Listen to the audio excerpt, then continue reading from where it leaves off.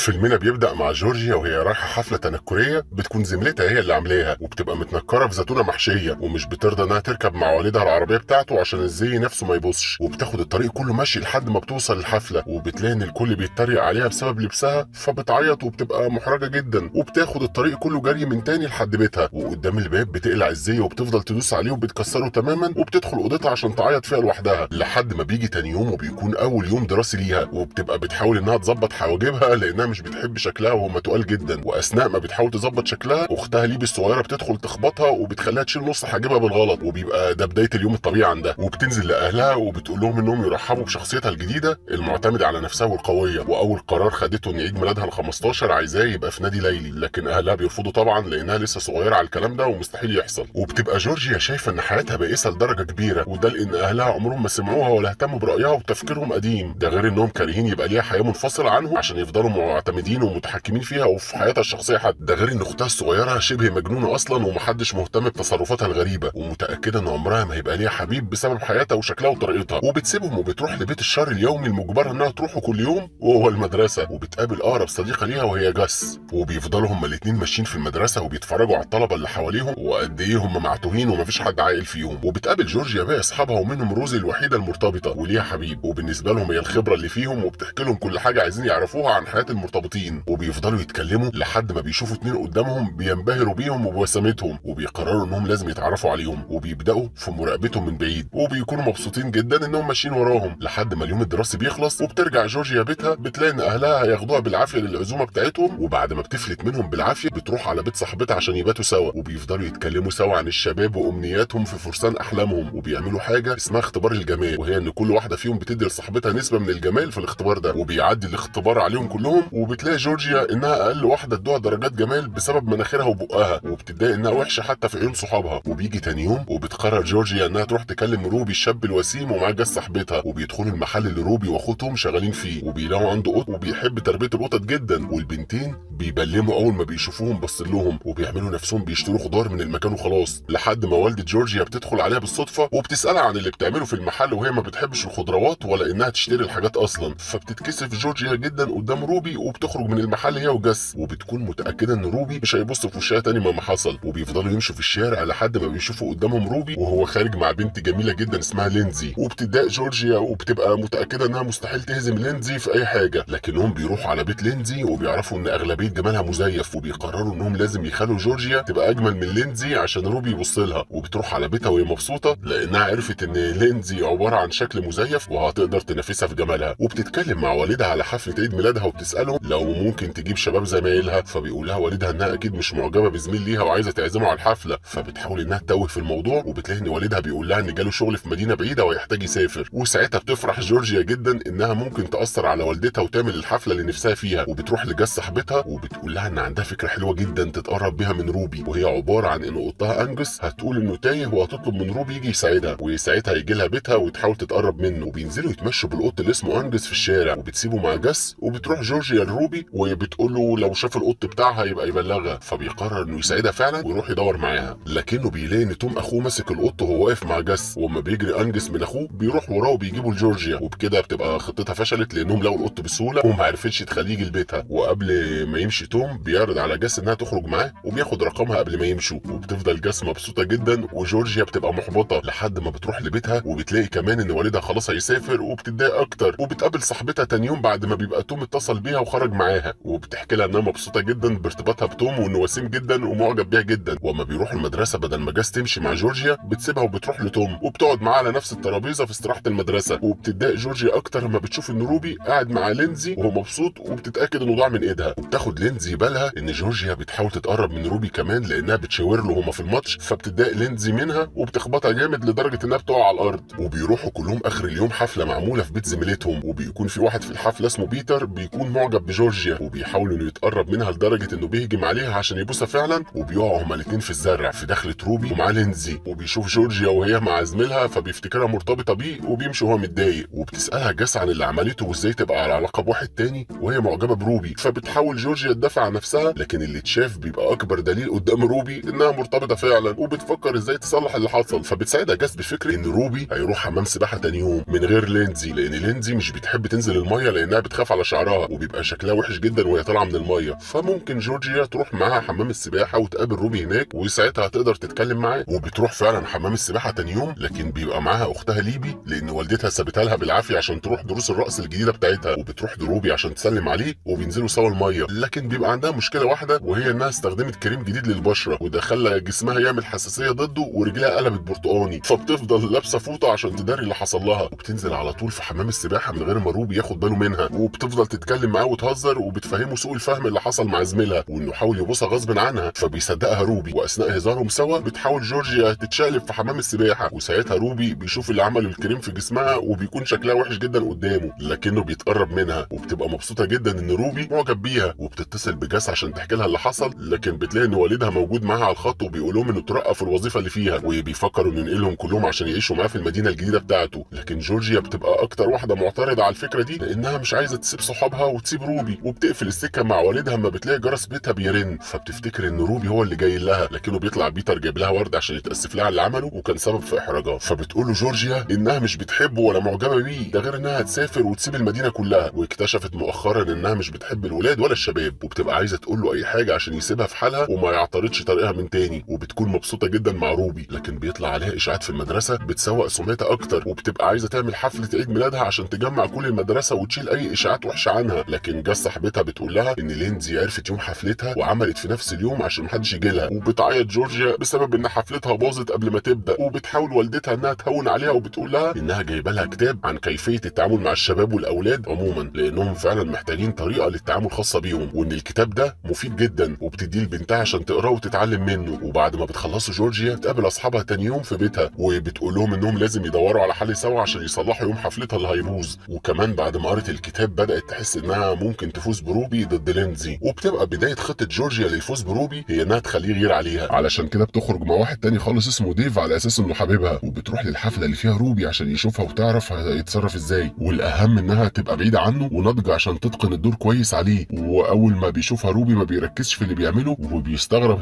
هي جورجيا بتتصرف كده ليه وهو ما غلطش في حاجه معاها، ولانها بتبقى في الحفله الموسيقيه بتاعته ما بيكونش عنده وقت انه يروح يكلمها، وبيطلع المسرح على طول عشان يعزف، وبتحاول انها تستفزه اكتر لما بتقوم ترقص مع ديف. وبعد ما بيخلصوا الليله بيروح ديف مع جورجيا لحد بيتها عشان يوصلها وبيقول لها انه معجب بيها، لكن جورجيا بتقول له انها استمتعت بالليله لكنهم اصدقاء مش اكتر، فبيتضايق ديف من اللي سمعه وبيسيبها، وبتكون جورجيا متضايقه جدا بسبب استغلالها لديف. وبيجي تاني يوم وبتحاول انها تتكلم من تاني مع ديف لكنه بيتجنبها وبيكون مش عايز يتكلم معاها اصلا، وهم بتساله عن سبب معاملته ليها بيقول لها انه عرف من توم انها كانت بتستغله عشان تخلي روبي يغير عليها بس مش اكتر، وما اهتمتش هو يحس بايه ولا بمشاعره، وانها فعلا واحده قاسيه ما عندهاش احساس ومتخدع فيها. وبتتاكد جورجيا ان جاس هي اللي قالت لتوم على الخطه بتاعتها، وبتروح تعرف سبب اللي عملته، فبتقول لها جاس انها ما كانش قصدها وكانت بتحكي عادي لتوم وما كانتش تعرف انه هيروح يقول لديف على الكلام كله، وبتتخانق معاها انها طلعتها شخصيه وحشه، ده غير ان توم مش لايق عليها اصلا ولا هي لايقه عليه، فبتتخانق مع جاس هي كمان وبتقول لها انها ما عملتش اي مخططات عشان تخلي توم يحبها زي ما هي عملت مع روبي وفشلت في الاخر برضه لانها وحشه. وبتتعصب عليها جورجيا وبتضربها في رجليها قدام المدربه، وبتروح على مكتب المديره فورا وبتتعاقب انها تلم المخلفات الموجوده في المدرسه بعد انتهاء اليوم الدراسي، وبتشوف قدامها لينزي وهي بتضحك عليها ومعاها جاس، وبتبقى حياتها اتدمرت اكتر واكتر، وبتخسر كمان روبي لان الموضوع بيكون وصل له وبيقول عليها انانيه جدا وكان فاكرها مختلفه عن الباقي. وبتروح لشغل والدها في المدينه بتاعتها عشان تقابل مديره وتقول له انه يرجع والدها من تاني معاهم لانه وحشها جدا. وبعدها بتقرر جورجيا انها تبلغ والدتها برغبتها للسفر عند ابوها عشان تعيش معاه في مدينته الجديده، لانه ما ينفعش يخسر وظيفته وترقيته عشانهم ولا هم هينفعوا يعيشوا بعيد عنه والا عيلتهم هتتفكك. بتقرر انها تحسن من نفسها وشكلها ونفسيتها وبتجهز لسفرها، وبتحب انها تتاسف لروبي على اللي عملته معاه، وبيقول لها انه مسامحها وانفصل عن لينزي وحابب انه يخرج معاه تاني. لكن جورجيا بتبلغه انها خلاص هتسافر بره البلد لمكان شغل والدها وكانت جايه تبلغه بكده. بتبقى مش عايزه يتعمل لها اي حفله لعيد ميلادها وبتلغي كل الخطط بتاعتها لانها تقضيه في بيتها مع والدتها وبس، لحد ما بيجي يوم عيد ميلادها وبتاخدها والدتها النادي عشان يرقصوا سوا، وبتكتشف ان والدتها وجاس كانوا مخططين لكل الحفله بتاعتها، وبتبقى حفله زي ما كانت جورجيا بتتمنى بالظبط، وبتصالح جاس صاحبتها وبيتاسفوا لبعض. وبتلاقي كمان ان والدها حضر الحفله بالرغم من انه المفروض مسافر، وبيجي لها مخصوص وبيقول لها ان زيارتها لشغله خلت مديره يرجعه من سفره ورقاه كمان عشان يكمل شغل جنبهم من غير سفر. وبتبقى جورجيا مبسوطه جدا ان اهلها واصحابها كلهم حواليها، وبتكون لينزي قاعده لوحدها في الحفله بتاعتها لان محدش جالها فعلا، وبيكون روبي كمان مع جورجيا في حفلتها، وبيكون هو وفرقته اللي هيغنوا في الحفله، وبتعرف ديف على صديقتها عشان ما يبقاش قاعد لوحده، وبيبقى الكل مبسوط في الحفله لحد ما بتيجي لينزي لحفلتها عشان تبوظها وبتاخد المايك من روبي وبتغلط في جورجيا وبتطلب من روبي انه يختار ما بينها وبين جورجيا، فبيقولها انه بيحب جورجيا لانها مش مزيفه وبيحبها زي ما هي، وبتطرد لينزي من الحفله وبيقضي الباقي احلى وقت في عيد ميلاد جورجيا اللي اخيرا بتحب حياتها واهلها وبيبقى ليها حبيب شايفها مثاليه زي ما هي.